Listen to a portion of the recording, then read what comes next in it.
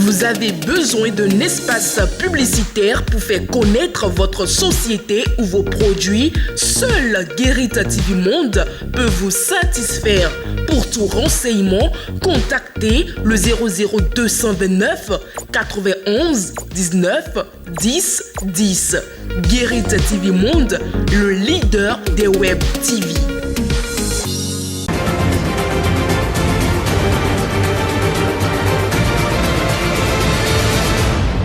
Guérit TV Monde, le leader des web TV au Bénin. Mesdames, Messieurs, bonsoir et bienvenue à l'édition du soir sur Guérit TV Monde. Voici les titres. Disparition des passagers d'une pirogue ralliant Malanville à Gaïa au Niger. Le drame est survenu au petit matin de ce vendredi 18 août 2023 sur le fleuve Niger. Les détails sont à suivre. Les us et coutumes régissant notre société, les totems et interdits familiaux sont-ils encore respectés scrupuleusement dans un contexte de brassage culturel? Vous suivrez dans un instant les réactions de quelques citoyens dans la rubrique Fait de société de cette édition. Et puis le Niger mobilise toujours l'attention dans l'actualité africaine. La nouvelle est que les chefs d'état-major de la CEDEAO évoquent une mission de soutien à la stabilisation au Niger. C'était le sommaire, le développement, le voici. Mesdames, Messieurs, à nouveau bonsoir. Les passagers d'une pirogue naviguant sur le fleuve Niger sont introuvables depuis la matinée de ce vendredi 18 août 2023. Sont-ils emportés par les eaux? Ce qui est certain, le drame survient dans un contexte d'appel à la vigilance lancé par la cellule interinstitutionnelle de prévision et d'alerte SIPA et de fermeture de la frontière entre le Bénin et le Niger à hauteur de Malanville. Suivez. Selon les données de la cellule interinstitutionnelle de prévention et d'alerte SIPA, publiées par Crystal News, plusieurs communes riveraines des fleuves Ouémé du Niger sont exposées au risque d'inondation entre le 17 et le 20 août 2023. Et pour cause, la montée des eaux de ces deux fleuves. À Zanyanado, Bonou et à Djoung, dans la basse vallée de l'Ouémé, le risque de catastrophe est élevé. Il en est de même dans le bassin du Niger à Karimama et Malanville. D'ailleurs, sur le fleuve Niger, un drame a été enregistré dans la nuit du jeudi au vendredi 18 août 2023. En effet, tous les passagers d'une pirogue sont portés disparus, selon les informations relayées par la radio locale de Malanville, Sota FM. L'embarcation attendue à Gaïa sur la rive nigérienne du fleuve n'est pas arrivée à destination et les passagers dont le nombre est pour l'heure inconnu sont introuvables. Des fouilles ont été lancées dans l'optique de retrouver des corps. Faut-il le rappeler, le transport fluvial sur le fleuve Niger a pris du regain depuis la fermeture de la frontière Bénin-Niger en réaction au coup d'État intervenu le 26 juillet dernier à Niamey. Vacances gouvernementales.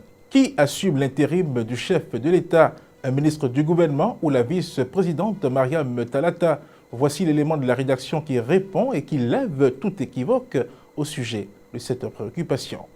Les vacances gouvernementales n'ont rien à voir avec la vacance de la présidence de la République. Ce sont deux choses bien distinctes à ne pas confondre. En cas de vacances de la présidence de la République, il n'y a pas d'intérim puisque la personne occupant la vice-présidence prend définitivement les fonctions de président de la République pour le reste du mandat en cours. Et il n'y a vacances de la présidence de la République qu'en cas de décès, de démission ou d'empêchement définitif selon l'article 50 nouveau de la loi numéro 2019-40 du 7 novembre 2019 portant révision de la loi numéro 90-32 du 11 décembre 1990 portant à son tour constitution de la République du Bénin.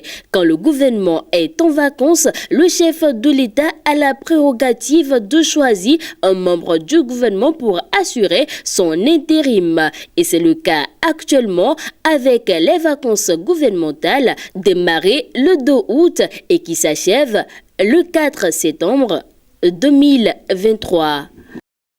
La page Fait de société de cette édition, la multiplication des contacts avec les réalités culturelles d'autres peuples crée un brassage qui, si l'on y prend garde, peut provoquer un déracinement culturel. C'est une réalité à laquelle il ne faut pas se dérober car de plus en plus, les jeunes citadins négligent les totems et interdits de leur famille. Alors, peut-on prétester de l'émergence d'autres valeurs sociétales pour bafouer les interdits de sa famille? Voici le reportage fait à ce sujet par Faouzia Sefou et Kabir Ouadjadi. Au Bénin, chaque famille est régie par des interdits propres à elle. Au temps des ancêtres, ces règles qui fondent les familles sont respectées à la lettre. Aujourd'hui, la question est de savoir si la jeune génération accorde toujours du respect à ces règles familiales.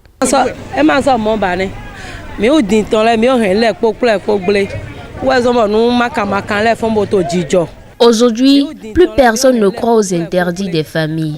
La jeune génération que nous sommes a tout mélangé au point où les conséquences sont visibles dans nos vies. La seule raison est que beaucoup d'entre nous n'avions pas connu l'histoire de nos familles.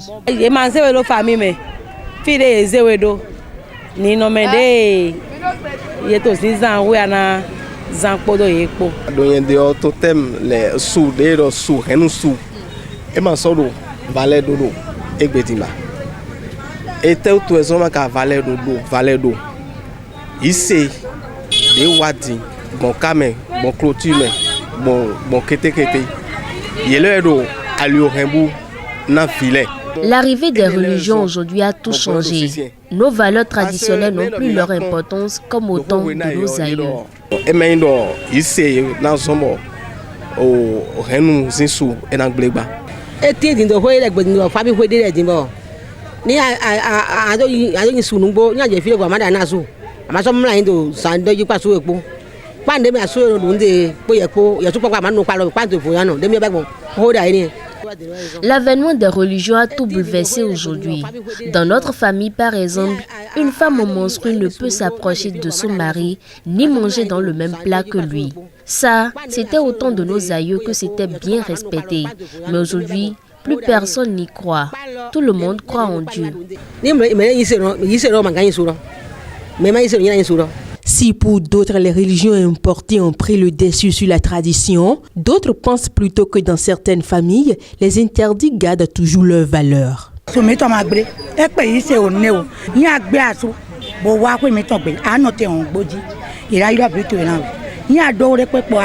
Chez nous, les interdits sont toujours respectés. Dans notre famille, nous avons beaucoup d'interdits. Par exemple, quand tu divorces avec nous, tu ne mettras plus jamais les pieds chez nous.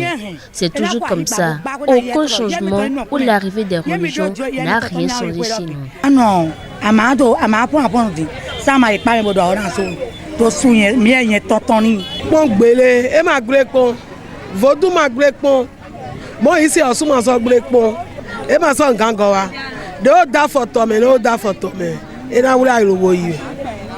Dans moi, ma famille, les interdits sont toujours respectés.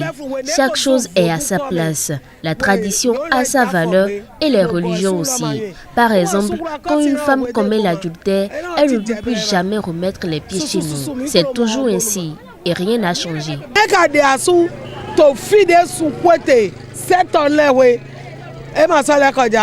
La culture est la seule chose qui reste après avoir tout perdu, dit-on. Rien ne saurait prendre le dessus sur les fondamentaux de chaque famille. À présent, la page Inter. Réunis ce jeudi à Accra, les chefs d'état-major de la CEDEAO évoquent une mission de soutien à la stabilisation au Niger. Découvrez le reste du contenu de la page Inter avec Evelyne Dosso. On démarre cette page Inter par les nouvelles du Sénégal. Lundi 14 août 2023, 63 migrants ont retrouvé la mort dans le naufrage d'une pirogue au large du Cap-Vert. L'embarcation avait quitté la côte sénégalaise le 10 juillet 2023 avec à son bord une centaine de passagers. Des pêcheurs locaux pour la plupart. Une tragédie récurrente causée non seulement par les conditions socio-économiques au Sénégal, mais aussi par le réchauffement climatique. L'embarcation était portée disparue et a finalement été retrouvée lundi au large de l'archipel du Cap-Vert. Parmi les passagers, 63 personnes sont décédées selon l'OIM et 38 rescapés, dont 4 enfants. Face à Boy, le village de pêcheurs d'où est partie la pirogue est en deuil. Beaucoup de passagers venaient de cette localité et les familles cherchent des nouvelles de leurs proches. Selon Alessandre Lett, directeur exécutif de Teranga Lab, sans mesure, la mer continuera malheureusement d'être un cimetière pour une partie de la jeunesse. On poursuit avec le Mali. Le ministre de la Réconciliation nationale a annoncé mercredi dernier en Conseil des ministres la nomination du président et des membres du comité d'orientation de l'autorité de gestion des réparations en faveur des victimes des crises au Mali. La création de cette autorité était une recommandation du rapport de la commission Vérité, Justice et Réconciliation qui a travaillé pendant 7 années sur les violations des droits de l'homme au Mali. Mais le rapport finalisé il y a plus d'1 an et demi n'a toujours pas été publié. L'autorité de gestion des réparations en faveur des victimes sera en charge de l'indemnisation et de l'accompagnement de tous les Maliens ayant subi des violations des droits humains ou de leurs proches. Selon les informations de la Radio France Internationale, c'est le colonel Abdoulaye Makalou, ancien secrétaire général de la commission Vérité, Justice et Réconciliation, qui a été choisi pour diriger cette autorité. Un choix qui peut sembler logique puisque la création d'une agence de réparation était une proposition de la CVJR. Les informations du Niger pour boucler cette page inter. C'est la 2e fois que les chefs d'état-major se réunissent pour parler d'une éventuelle intervention militaire. Cette fois, c'est 10 jours après que la conférence des chefs d'État de la CEDEAO a donné son feu vert pour une opération militaire en vue de restaurer l'ordre constitutionnel. Selon le chef d'état-major du Ghana, la décision de la CEDEAO est prise. Il affirme par exemple que les États membres vont mettre en place une mission de soutien à la stabilisation. Nous allons accomplir notre tâche dans un chronogramme raisonnable, a-t-il ajouté. Dans la même veine, le commissaire chargé des affaires publiques de la CEDEAO a déclaré que les vaillantes forces de l'Afrique de l'Ouest sont prêtes à répondre à l'appel du devoir contre l'inflexibilité des militaires au pouvoir. Il explique que la force en attente a déjà assez d'hommes pour une opération, qu'elle possède des ressources propres, que le soutien financier des pays occidentaux n'est pas obligatoire, même si cette aide serait la bienvenue.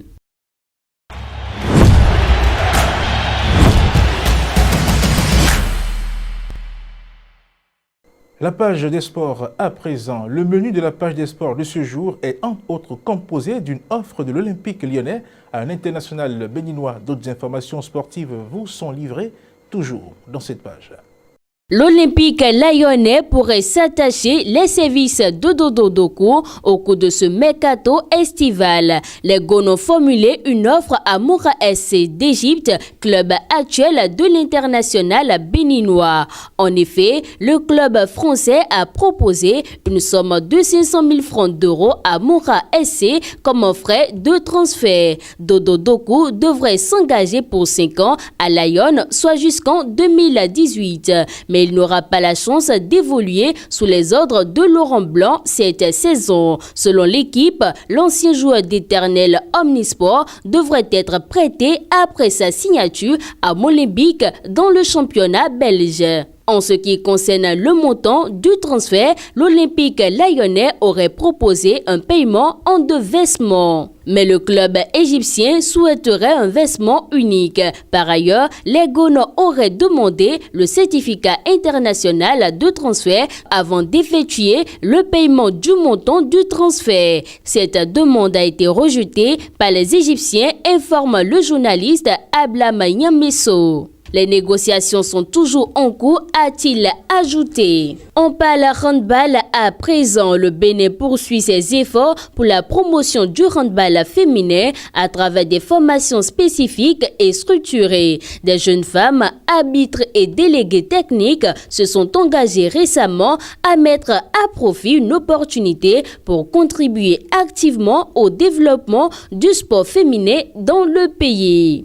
Ainsi donc, ce lundi 7 août 2023, le lancement officiel d'une session de formation des arbitres et délégués techniques dans le cadre du projet Sport au féminin 2023 a eu lieu à la maison du handball à Cotonou. C'était en présence de personnalités du monde sportif béninois.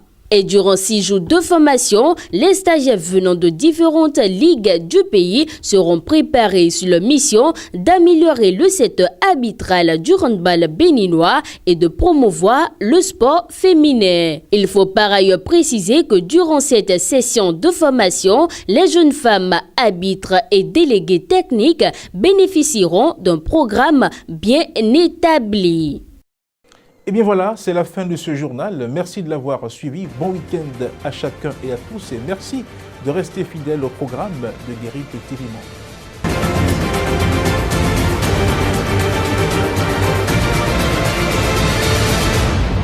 Guérite TV Monde, le leader des Web TV au Bénin.